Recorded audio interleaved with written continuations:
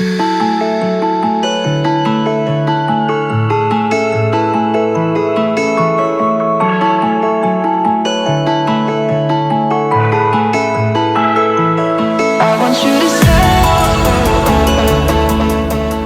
Friends, നമ്മൾ U കെയിൽ എത്തിയ കുറേ സ്റ്റുഡൻസിൻ്റെ കുറേ വീഡിയോകൾ നേരത്തെ ചെയ്തിരുന്നു. നമ്മുടെ ധാരാളം സ്റ്റുഡൻസാണ് ഇപ്പോൾ യു കെയിലേക്ക് വരുന്നത് വിവിധ കോഴ്സുകൾ പഠിക്കാനായിട്ട്. വൂസ്റ്റർ യൂണിവേഴ്സിറ്റിയിൽ നേഴ്സിങ്ങിന് വന്ന കുറേ സ്റ്റുഡൻസിൻ്റെ വീഡിയോ ഒരു 3 മാസം മുമ്പ് നമ്മൾ 2 വീഡിയോ പോസ്റ്റ് ചെയ്തിരുന്നു. ഇന്ന് നമ്മൾ വന്നിരിക്കുന്നത് ലീഡ്സ് ബെക്കറ്റ് യൂണിവേഴ്സിറ്റിയിൽ മാസ്റ്റേഴ്സ് ചെയ്യാനായിട്ട് കുറേ സ്റ്റുഡൻസ് നാട്ടിൽ നിന്ന് വന്നിട്ടുണ്ട്. അതിൽ നമുക്കൊരു 4 പേരെ ഇന്ന് കിട്ടിയിട്ടുണ്ട്. അതിൽ 3 പേര് ചെയ്യുന്നത് അക്കൗണ്ടിങ് ആൻഡ് ഫിനാൻസ് ആണ്, ഒരാൾ IT ആണ്. അപ്പോൾ ഈ ഒരു ബെക്കറ്റ് യൂണിവേഴ്സിറ്റിയിലൊക്കെ വരികയാണെന്നുണ്ടെങ്കിൽ ലീഡ്സിലെ ഈ ഒരു യൂണിവേഴ്സിറ്റി എന്ന് പറഞ്ഞാൽ ഒരു one of the famous in UK ആണ്. അപ്പോൾ അവിടേക്ക് വരാനായിട്ട് ഇപ്പോൾ വലിയ ബുദ്ധിമുട്ടുകളൊന്നുമില്ലാതെ തന്നെ നിങ്ങൾക്ക് വരാനായിട്ട് പറ്റും. അപ്പോൾ അവരെങ്ങനെയാണ് ഇവിടെ വന്നത്, എങ്ങനെയാണ് അവർക്ക് അഡ്മിഷൻ ലഭിച്ചത്, എന്ത് ചിലവായി, അവർക്ക് ഇവിടെ ജോലി കിട്ടാനുള്ള ചാൻസുകൾ, പിന്നെ അത് കഴിഞ്ഞാൽ നമുക്ക് എല്ലാവർക്കും അറിയാം ഇപ്പോഴ് മാസ്റ്റേഴ്സ് ചെയ്യാൻ വന്നു കഴിഞ്ഞാൽ നിങ്ങൾക്ക് ഡിപ്പെൻഡൻസിനെ കൊണ്ടുവരാനായിട്ട് പറ്റും. അതുപോലെ തന്നെ 1 ഇയർ ആണെങ്കിലും 2 ഇയർ ആണെങ്കിലും നിങ്ങൾക്ക് 2 ഇയർ സ്റ്റേ ബാക്കും ലഭിക്കും. അപ്പോൾ നമ്മളിന്ന് അവരിലേക്കാണ് പോകുന്നത്. നമുക്ക് അവരോട് തന്നെ നേരിട്ട് ചോദിക്കാം. എന്താണ് ഇരിക്കുന്നത് 4 പേര്.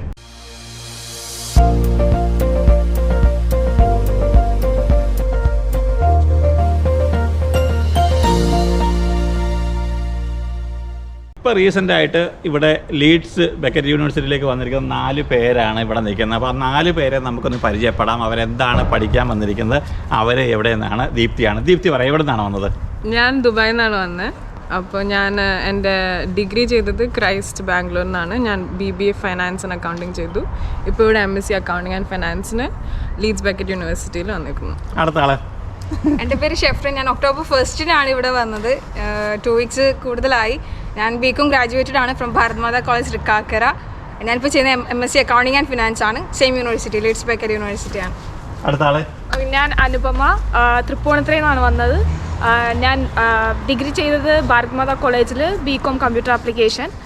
ഇവിടെ ലീഡ്സ് ബെക്കറ്റ് യൂണിവേഴ്സിറ്റിയിൽ MSc അക്കൗണ്ടിങ് ആൻഡ് ഫിനാൻസ്. അടുത്ത മേഘ. ഞാൻ മേഘ, ഞാൻ കോട്ടയമാണ്. ഞാൻ ചെയ്യുന്നത് MSc ഇൻഫർമേഷൻ ആൻഡ് ടെക്നോളജി. ഞാൻ കംപ്ലീറ്റ് ചെയ്തത് BTech കമ്പ്യൂട്ടർ സയൻസ് ആണ് കംപ്ലീറ്റ് ചെയ്തത്. ഇപ്പോൾ യു കെയിലേക്ക് വരുന്ന സ്റ്റുഡൻസ് എന്ന് പറഞ്ഞു കഴിഞ്ഞാൽ ഇതുപോലുള്ള പല കോഴ്സുകളാണ് പഠിക്കുന്നത്. അക്കൗണ്ടിങ് ആൻഡ് ഫിനാൻസ് പഠിക്കുന്നുണ്ട്, ബാങ്കിങ് പഠിക്കാൻ വരുന്ന കുറേ ആൾക്കാരുണ്ട്, IT-യിൽ തന്നെ പല കാര്യങ്ങൾ, ഇപ്പം സോഫ്റ്റ്വെയർ എഞ്ചിനീയറായിട്ട് വരുന്നുണ്ട്. അതിൽ തന്നെ എനിക്കൊന്ന് പ്രോഗ്രാമേഴ്സ് അല്ലെങ്കിൽ കോഡിങ്ങിനൊക്കെ ആയിട്ട് ധാരാളം സ്റ്റുഡൻസ് ആണ് ഇപ്പോഴും വരുന്നത്. അതിന് ഭയങ്കര ഓപ്പർച്യൂണിറ്റി ആണ്. മേഘയ്ക്ക് ഭയങ്കര ഒരു ഓപ്പർച്യൂണിറ്റി ഉള്ളത്. ഇവരുടെ നിങ്ങളുടെ നല്ലത് കേട്ടോ. അക്കൗണ്ടിങ് ആൻഡ് ഫിനാൻസ് എന്ന് പറഞ്ഞാൽ ഭയങ്കര ഓപ്പർച്യൂണിറ്റി ഉള്ള ഒരു കാര്യം. അപ്പോൾ എനിക്കൊന്ന് ഇത് രണ്ടിലെന്ന് പറഞ്ഞു കഴിഞ്ഞാൽ ഇവർക്ക് മിക്കവാറും ഇവർ 1 വർഷം പഠിച്ച് 2 വർഷം സ്റ്റേ ബാക്കോടുകൂടി നിങ്ങൾക്ക് ജോലി കിട്ടാനുള്ള ചാൻസ് വളരെയധികം കൂടുതലാണ്. പിന്നെന്ന് പറഞ്ഞു കഴിഞ്ഞാൽ ഏറ്റവും കൂടുതൽ ഇപ്പോൾ ചാൻസ് ഉള്ളതെന്ന് പറഞ്ഞാൽ നിങ്ങൾക്കറിയാം എന്തിനാണ് ഇവിടെ ഏറ്റവും കൂടുതൽ ചാൻസ് ഉള്ളത്? ഹെൽത്ത് സെക്ടറിനാണ്. നേഴ്സിംഗ് പഠിക്കുകയാണെന്നുണ്ടെങ്കിൽ കിട്ടും. അതുപോലെ റേഡിയോഗ്രാഫേഴ്സിന് നല്ല ചാൻസ് ആണ്. പിന്നെ സോഷ്യൽ വർക്കേഴ്സിന് അങ്ങനെയുള്ള ചാൻസ് വളരെ കൂടുതലാണ്. അപ്പം നിങ്ങൾ എങ്ങനെയാണ് യു കെയിലേക്ക് വരാൻ ഉണ്ടായൊരു സാഹചര്യം അത് പറയാം. നിങ്ങൾ എന്തിനാണ് ഇങ്ങോട്ട് വരാനായിട്ട് നിങ്ങൾ തീരുമാനിച്ചത്? അതിപ്പോൾ എൻ്റെ ഫാമിലി ഇവിടെ ഉണ്ട്. എൻ്റെ പപ്പയുടെ അനിയനും ഫാമിലിയൊക്കെ അവരോട് ഉണ്ട്. അപ്പോൾ പിന്നെ എൻ്റെ അനിയത്തിയും വന്നിട്ടുണ്ട്. അവൾ BSc ഡയഗ്നോസ്റ്റിക് റേഡിയോഗ്രഫിക്ക് യൂണിവേഴ്സിറ്റി ഓഫ് സഫക്കിൽ വന്നു. അപ്പോൾ അങ്ങനെ പിന്നെ ഇപ്പോൾ ബ്രെക്സിറ്റൊക്കെ വന്ന സ്ഥിതിക്ക് ഒരുപാട് ഓപ്പർച്യൂണിറ്റീസ് വരുന്നുണ്ട് യു കെയിൽ. അങ്ങനെ വിചാരിച്ചപ്പോൾ പിന്നെ അത് മാത്രമല്ല ഓസ്ട്രേലിയ, കാനഡ അവിടെയൊക്കെ കുറച്ച് ടഫായിരുന്നു അറ്റ് ദിസ് പോയിന്റ്. എളുപ്പം അങ്ങനെയൊക്കെ വെച്ചിട്ടാണ് യു കെയിലേക്ക് വന്നത്. ദീപ്തി ഇതിന് വരുന്നതിന് മുമ്പ് ദുബായിൽ വർക്ക് ചെയ്തോണ്ടിരുന്നല്ലേ? ഞാൻ ഒരു അസിസ്റ്റന്റ് ടീച്ചറായിട്ട് ദുബായിൽ ആരോൺ ഇംഗ്ലീഷ് ഹൈസ്കൂളിൽ വർക്ക് ചെയ്യുന്നത്. അപ്പോൾ ഇവിടെ ഇനിയിപ്പം നമ്മൾ പഠിച്ച് 2 വർഷം 3 വർഷം കൂടെ കഴിഞ്ഞ് അഥവാ ഒരു വർക്ക് പെർമിറ്റ് കിട്ടിയില്ലെങ്കിലും തിരിച്ചവിടേക്ക് പോയി പോയാലും ഇവിടുത്തെ UK ഡിഗ്രി സർട്ടിഫിക്കറ്റ് ഭയങ്കര അത് തന്നെ. അതാണ് ഏറ്റവും വലിയൊരു ഇതെന്ന് പറഞ്ഞത്. കാരണം ഇവിടെ വന്നിട്ട് ഇപ്പോൾ 2 വർഷം നിന്നല്ല 3 വർഷം പഠിച്ചു കഴിഞ്ഞ് സ്റ്റേ ബാക്ക് കഴിഞ്ഞ് ജോലി കിട്ടിയില്ലെന്നുണ്ടെങ്കിലും ഈ 3 വർഷം കൊണ്ട് നമുക്ക് വന്ന കാശും അതിൻ്റെ അപ്പുറം നമുക്ക് ഉണ്ടാക്കാൻ പറ്റും. പിന്നെ അതുപോലെ തന്നെ ഇൻ്റർനാഷണലി വാലിഡ് ആണ് നമ്മുടെ UK സർട്ടിഫിക്കറ്റ് എന്നത്. അപ്പോൾ ഏത് രാജ്യത്ത് പോയി കഴിഞ്ഞാലും ഇപ്പം ദുബായ് അല്ലെങ്കിൽ ഗൾഫ് എന്നല്ല, ഇപ്പോൾ എവിടെ പോയി കഴിഞ്ഞാലും വാലിഡ് ആണ്. അപ്പോൾ ഒരു ജോലി കിട്ടാനുള്ള ചാൻസ് വളരെയധികം കൂടുതലാണ് അല്ലേ? അപ്പം നിങ്ങൾ ഇപ്പോഴും വന്നപ്പം എല്ലാവർക്കും ഇപ്പോൾ അറിയേണ്ടുന്ന കാര്യം എന്ന് വെച്ചാൽ നമുക്ക് എത്ര ഫീസ് ആകും ഇവിടെ. നിങ്ങൾക്ക് അതിനെക്കുറിച്ച് അറിയാം. നിങ്ങൾ എത്രയാണ് ഒരു വർഷത്തേക്കാണോ നിങ്ങൾ ഫീസ് ഇപ്പോഴത്തെ കൊടുത്തത്? അതെ, ഞങ്ങളുടെ കോഴ്സ് 1 year ആണ്. അപ്പോൾ ഞങ്ങളുടെ ഫീസ് വന്നത് 14,000 ആണ് പെർ ഇയർ. അതിനകത്ത് ഞങ്ങൾക്ക് സ്കോളർഷിപ്പ് ഉണ്ടായിരുന്നു, ഞങ്ങൾക്ക് IELTS എഴുതിയിട്ടുണ്ടായിരുന്നു. സോ ഞങ്ങൾക്ക് 4,000 സ്കോളർഷിപ്പ് ആയിരുന്നു. ഞങ്ങൾക്ക് ഇപ്പോൾ ഫീ 10,000 pounds ആണ് ഒരു വർഷത്തേക്ക് അല്ലേ? അത് ഒന്നിച്ച് നിങ്ങൾ അടച്ചോ? ഇല്ല, ഞങ്ങൾ ഒരു സെമസ്റ്ററിലെ കൊടുത്തു. ഒരു സെമസ്റ്ററിലാണ് അടച്ചു. ബാക്കി നമ്മൾ മീൻസ് ജാനുവരിയിൽ അത് അടുത്ത സെമസ്റ്റർ തുടങ്ങുമ്പോഴാണോ? അങ്ങനെയാണോ? അതെ അതെ അതെ. ഓക്കെ. അപ്പം മേഘ, നിങ്ങളൊക്കെ ഇവിടെ വന്നപ്പോൾ IELTSൻ്റെ ആവശ്യം ഉണ്ടായിരുന്നു. കാരണം എല്ലാവർക്കും കുറേ സ്റ്റുഡൻസിന് പ്രശ്നം എന്ന് വെച്ചാൽ IELTS ആണ്. അപ്പോൾ IELTSൻ്റെ ആവശ്യം ഉണ്ടായിരുന്നു. ചില യൂണിവേഴ്സിറ്റിയിൽ ആവശ്യമുണ്ട്, ചില യൂണിവേഴ്സിറ്റിയിൽ എന്നാലും നമ്മൾ CBSE ആണ് പഠിച്ചതെങ്കിൽ ഇംഗ്ലീഷിൽ 70% ഉണ്ടെങ്കിൽ നമുക്ക് IELTSന്റെ ആവശ്യമില്ല. കിട്ടും. അതെ. ബട്ട് ഞങ്ങളുടെ യൂണിവേഴ്സിറ്റിക്ക് IELTS നിർബന്ധമായിരുന്നു. അല്ലെങ്കിൽ ലീഡ്സിലല്ലേ? സോ ഞങ്ങൾ ഞാൻ PT ആണ് എഴുതിയത്. അതിൻ്റെ ഒരു പെർട്ടിക്കുലർ സ്കോർ അവർ ഡിമാൻഡ് ചെയ്യും, നമ്മളത് പ്രസന്റ് ചെയ്യും. കണ്ടീഷണൽ ഓഫർ ലെറ്ററിൽ അവരത് മെൻഷൻ ചെയ്തിരിക്കും. അപ്പൊ നിങ്ങൾ പിന്നെ IELTS കഴിഞ്ഞാണ് ഇപ്പൊ വന്നത്. എത്ര സ്കോർ വേണമെന്ന് നിർബന്ധമുണ്ടായിരുന്നു? എത്ര സ്കോറാണ് മിനിമം? 6.5 ഓവറോൾ ആയിരുന്നു ഞങ്ങളുടെ കോഴ്സ്. ഇൻഡിവിജ്വൽ 6 വേണം. ഇൻഡിവിജ്വൽ 6ഉം ഓവറോൾ 6.5 ഇല്ലേ? അപ്പൊ ഈ ഒരു യൂണിവേഴ്സിറ്റി അവർ 70% മാർക്ക് ഉണ്ടെങ്കിലും അവർ സമ്മതിക്കത്തില്ല. ഈ യൂണിവേഴ്സിറ്റിക്ക് ഉണ്ട്. ബാക്കി യൂണിവേഴ്സിറ്റീസ് ഒക്കെ സ്റ്റേറ്റ് സിലബസ് ആണെങ്കിലും 70 above മാർക്ക് ഉണ്ടെങ്കിൽ നമ്മൾ അക്സെപ്റ്റ് ചെയ്യും. ലീഡ്സ് ബെക്കറ്റിന് മാത്രം ഇങ്ങനെ ഒരു കണ്ടീഷൻ ഉണ്ട്. ഇതന്നെ ലീഡ്സ് ബെക്കറ്റ് യൂണിവേഴ്സിറ്റി അതുപോലെ ഭയങ്കര നല്ല യൂണിവേഴ്സിറ്റിയാണ്. അവരവരുടെ സ്റ്റാൻഡേർഡ് കീപ്പ് ചെയ്ത് സ്റ്റുഡൻസും ആ സ്റ്റാൻഡേർഡ് കീപ്പ് ചെയ്യണമെന്നുള്ള ഒരു ഇതിലാണ് അവർ ചെയ്യുന്നത്. പിന്നെ നമ്മൾ IELTS എഴുതുന്നത് എപ്പോഴും നല്ലതാണ്. ഇപ്പം ഞാൻ CBSE ആയിരുന്നു, എന്നാലും ഞാൻ IELTS എഴുതി. അപ്പം നമുക്ക് നല്ല സ്കോർ ഉണ്ടെങ്കിൽ നമുക്ക് ഇവിടെ പാർട്ട് ടൈമിനോ എന്തെങ്കിലും ഒക്കെ അപ്ലൈ ചെയ്യണമെങ്കിൽ IELTS സ്കോർ എപ്പോഴും നല്ലതാണ്. അപ്പോൾ ഇവിടെ വരണമെന്നുണ്ടെങ്കിൽ അപ്പം ഇപ്പോൾ സ്റ്റുഡൻസിനെ സംബന്ധിച്ചുള്ള അവർക്ക് വലിയ പ്രശ്നമൊന്നുമില്ല. കാരണം IELTS ഒക്കെ എഴുതി കഴിഞ്ഞാൽ ആർക്കും 6ഉം 6.5 ഒക്കെ എടുക്കാവുന്നേ ഉള്ളൂ അല്ലേ? അപ്പോൾ അങ്ങനെ ഒരു വലിയ വിഷയമല്ല. പിന്നെന്താ പറഞ്ഞു കഴിഞ്ഞാൽ ഫീസിൻ്റെ കാര്യം എന്ന് വെച്ചാൽ അതും വലിയ കുഴപ്പമില്ല. ഇനിയിപ്പം മെയിനായിട്ടുള്ളതെന്ന് വെച്ച് കഴിഞ്ഞാൽ ഇവിടെ നിന്ന് ജോലി കിട്ടുമെന്നുള്ള കാര്യമാണ്. ഇപ്പം നിങ്ങൾ ഇവിടെ വന്നതേ ഉള്ളൂ, നിങ്ങൾ ജോലി നോക്കി തുടങ്ങിയതേ ഉള്ളൂ അല്ലേ? എന്നാലും നിങ്ങൾ എന്താണ് ഇപ്പോൾ അറിഞ്ഞിരിക്കുന്നത്? ജോലി കിട്ടാനായിട്ട് ഇപ്പോൾ ഇവിടെ ബുദ്ധിമുട്ടുണ്ടോ? നിങ്ങളുടെ ആർക്കും ഇവിടെ വന്നിട്ട് സ്റ്റുഡൻസ് ജോലി ഓപ്പർച്യൂണിറ്റീസ് ഉണ്ട്. IT-ലൊക്കെ ഓപ്പർച്യൂണിറ്റീസ് നന്നായിട്ടുണ്ട്. IT കമ്പനീസിലൊക്കെ നമുക്ക് മെയിൻ ജോലി കിട്ടാൻ പാടില്ല. IT-ലൊക്കെ വന്നു കഴിഞ്ഞാൽ എന്താണെങ്കിലും നമുക്ക് ബാക്ക് എൻഡ് ഡെവലപ്പർ ആണെങ്കിലും ടെസ്റ്റിംഗ് എല്ലാത്തിനും ഓപ്പർച്യൂണിറ്റീസ് ഉണ്ട്. അപ്പോൾ കൂടുതലായിട്ട് നമുക്ക് കിട്ടാത്ത എന്ന് വെച്ചാൽ വർക്ക് പെർമിറ്റിനുണ്ട്. ഇതാണ് നമ്മൾ നോക്കേണ്ടത്. ഇനിയിപ്പോൾ നമ്മളല്ലേ ഇപ്പം UK-ലെ ഇപ്പോഴത്തെ ഒരു കാലാവസ്ഥ എനിക്ക് അറിയാമല്ലോ. കാരണം ഇപ്പോഴത്തെ ഒരു ഇഷ്ടം പോലെ ഇപ്പം 2.2 million ആണ് ഇപ്പോൾ ഇവിടുത്തെ ടോട്ടൽ ജോബ് വേക്കൻസികളെന്ന് പറഞ്ഞത്. ഇപ്പം കഴിഞ്ഞ ഒരു 3 മാസമായിട്ട് 1.1 million ആണ് കൂടിയേക്കുന്നത്. അപ്പോൾ അതുപോലെ ഇഷ്ടം പോലെ വേക്കൻസികളാണ് ഇപ്പോഴും UK-യിലുള്ളത്. അപ്പോൾ എനിക്കൊന്ന് നിങ്ങളുടെ ഈ ഒരു പഠിത്തമൊക്കെ കഴിയുമ്പോഴത്തേക്കും നിങ്ങളൊന്നും തിരിച്ചു പോകേണ്ട ഒരു കാര്യം ഉണ്ടാവുമെന്ന് എനിക്ക് തോന്നുന്നില്ല. കാരണം അതുപോലൊക്കെ ആൾക്കാരെയാണ് വേണ്ടുന്നത്. അല്ല, ഇപ്പോൾ ഇവിടെ പാർട്ട് ടൈം ജോലി കിട്ടാൻ നിങ്ങൾ സ്റ്റുഡൻസ് പറഞ്ഞാൽ നിങ്ങൾക്ക് 20 hours അല്ലേ ചെയ്യാൻ പറ്റുള്ളൂ. അപ്പോൾ ഈ പാർട്ട് ടൈം ജോബിനുള്ള ഓപ്പർച്യൂണിറ്റികൾ എങ്ങനെയാണ്? അതിനെക്കുറിച്ച് നിങ്ങൾ അന്വേഷിച്ചിട്ടുണ്ടോ? ബേസിക്കലി നമുക്ക് റെസ്റ്റോറൻറ്റ്സ്, കെയർ ജോബ് അങ്ങനെയൊക്കെ അവൈലബിൾ ആയിട്ടുണ്ട്. Restaurants, cafes. ഞങ്ങൾക്കിപ്പം BRP ഇതുവരെ അവൈലബിൾ ആയിട്ടില്ല. നിങ്ങൾക്ക് BRP കിട്ടിയില്ല?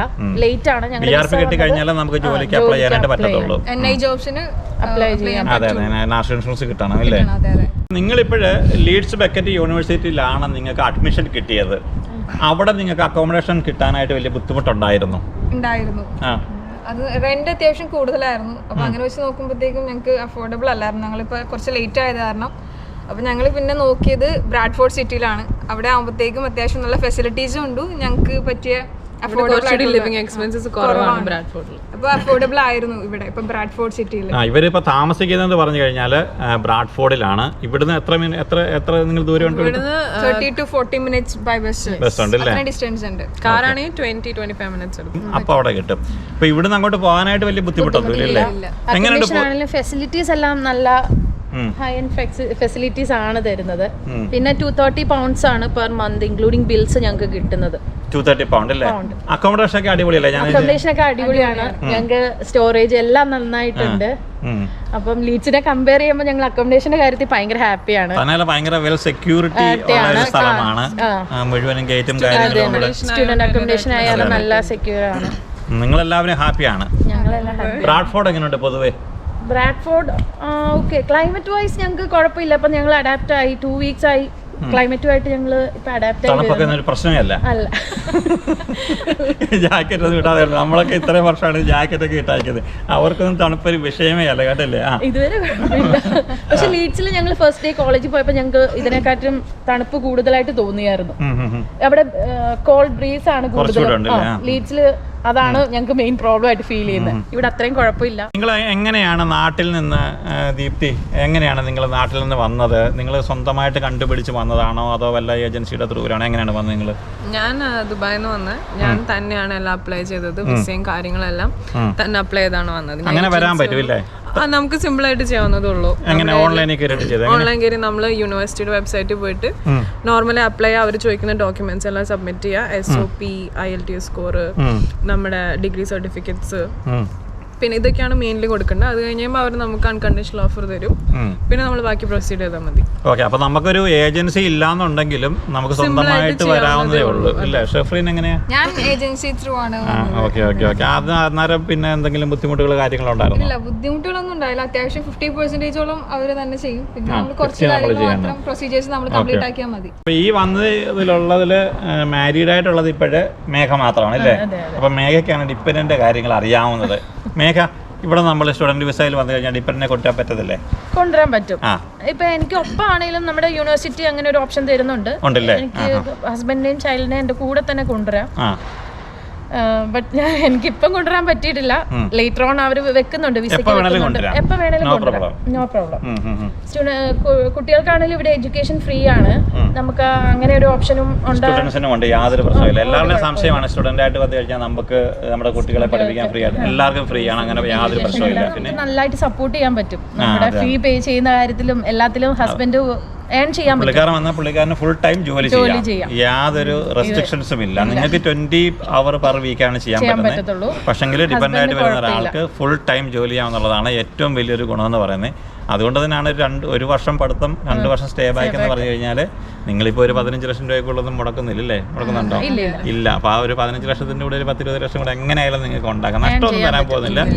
പിന്നെ നിങ്ങൾ 3 വർഷത്തെ ഇവിടുത്തെ UK ഒരു എക്സ്പീരിയൻസ്, അത്രയും ഒരു എക്സ്പീരിയൻസ് തന്നെ കിട്ടുക എന്ന് വെച്ചാൽ ഫ്രീ ആയിട്ട് കിട്ടുന്നതാണ്. പിന്നെന്ന് വെച്ചാൽ വാലിഡ് ആയിട്ടുള്ളൊരു സർട്ടിഫിക്കറ്റ്, അതാണ് ഏറ്റവും വലിയ പ്രയോജനം എന്ന് പറയുന്നത്. പിന്നെ എവിടെയെങ്കിലും പോയി ജോലി കിട്ടുമെന്നുള്ളൊരു ഉറപ്പ്. കാരണം നമുക്ക് ഇപ്പം ഇവിടുന്ന് ഇനിയിപ്പോൾ ഇവിടെ നിൽക്കാൻ പറ്റിയില്ലെങ്കിൽ തന്നെ ഗൾഫ് കൺട്രീസിലെങ്കിലും പോയി കഴിഞ്ഞാൽ ആ ഒരു സർട്ടിഫിക്കറ്റ് കാണിച്ചു കഴിഞ്ഞാൽ ബാക്കിയുള്ളവരെക്കാട്ടിൽ ഒരു ഡിഗ്രി മുകളിൽ നിൽക്കും. ഇനിയിപ്പോൾ നിങ്ങൾക്ക് എന്താണ് നിങ്ങളുടെ അടുത്ത പ്ലാന്, കാര്യങ്ങൾ, പദ്ധതികൾ? പഠിക്കാനൊക്കെ നിങ്ങൾ തുടങ്ങിയോ? പഠിക്കാനൊക്കെ തുടങ്ങി. ഞങ്ങൾക്ക് ടാസ്ക് ഒക്കെ കിട്ടി തുടങ്ങി. ഓൺലൈൻ ഒന്നും അല്ല, ഇപ്പൊ എല്ലാം ഫേസ് ടു ഫേസ് അല്ല, ഫേസ് ടു ഫേസ് ക്ലാസ്സസ് ആണ്. എനിക്ക് വീക്ക്ലി 2 ആണ് ക്ലാസ് വരുന്നത്. എനിക്ക് ടാസ്ക് ഒക്കെ കിട്ടി തുടങ്ങി. കംപ്ലീറ്റ് ചെയ്യേണ്ട പഠിക്കാൻ തുടങ്ങിയിട്ട് എങ്ങനെയുണ്ട്? നമ്മുടെ നാട്ടിലെ ആ പഠിത്തവും ഇവിടുത്തെ പഠിത്തവും തമ്മിൽ എന്താണ് വ്യത്യാസം നിങ്ങൾക്ക് തോന്നിയപ്പോഴും? അത്രയ്ക്കും പ്രഷറൈസ് ചെയ്യുന്നില്ല. നമുക്ക് വേണ്ടത് മാത്രം നമ്മൾ പഠിച്ചാൽ മതി. ഫ്യൂച്ചറിലേക്ക് നമുക്ക് നമുക്ക് പഠിക്കാനൊക്കെ ഒത്തിരി ഉണ്ട് ഇവിടെ നാട്ടിലോട്ട്. ഇല്ല, കമ്പയർ ചെയ്യുമ്പോൾ കൂടുതലും റിസർച്ച് വർക്ക് പോലെയാണ്. പിന്നെ അധികം എക്സാംസ് മിക്ക പോസ്റ്റ് ഗ്രാജുവേറ്റ് സ്റ്റഡീസിനും ഉണ്ടാവില്ല. പിന്നെ അക്കൗണ്ടിങ് ഫിനാൻസിനൊക്കെ എക്സാം വരും. അല്ലെങ്കിൽ മോസ്റ്റ്ലി നമ്മൾ അസൈൻമെന്റ്സ് കംപ്ലീറ്റ് ചെയ്യുക. നമ്മൾ പഠിച്ചതുമായിട്ട് ബന്ധപ്പെട്ട റിലേറ്റീവ് അല്ലേ? എന്തായാലും അല്ല വലുതായിട്ട് നമുക്ക് അറിയാൻ പറ്റാത്ത കാര്യങ്ങളൊന്നുമില്ല. നിങ്ങൾ പഠിച്ചതിന്റെ ബാക്കിയായിട്ട് തന്നെയല്ലേ പഠിക്കുന്നത് നിങ്ങൾ? അങ്ങനെ ബുദ്ധിമുട്ടൊന്നും വലിയ കാര്യമായിട്ടില്ല. പിന്നെ നിങ്ങളുടെ യൂണിവേഴ്സിറ്റിയിൽ ഇപ്പം എങ്ങനെയാണ്? ഇപ്പം ഫുൾ കപ്പാസിറ്റിയിലാണ് പഠിപ്പിക്കുന്നത്? അത് ഇപ്പം കോവിഡ് ആയതുകൊണ്ട് അവരെല്ലാവരും വെൽക്കം ചെയ്തു. May 17 തൊട്ട് അവരെല്ലാവരും യൂണിവേഴ്സിറ്റിക്ക് വിളിക്കുന്നുണ്ട്. പിന്നെ ഒരുപാട് പിള്ളേർ വരാണ്ട് ഇപ്പോഴും നാട്ടിൽ സ്റ്റക്കായവർ ഓൺലൈൻ എടുക്കുന്നു.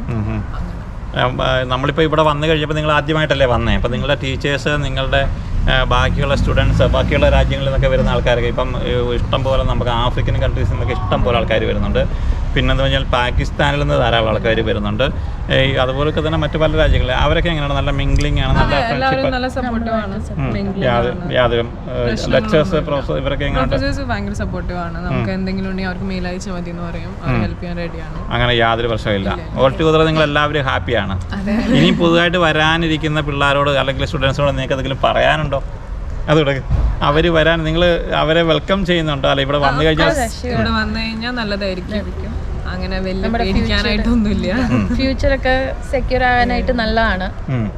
ഇവിടെ വന്ന് ഒരു ജോബൊക്കെ കിട്ടാൻ പാടില്ല.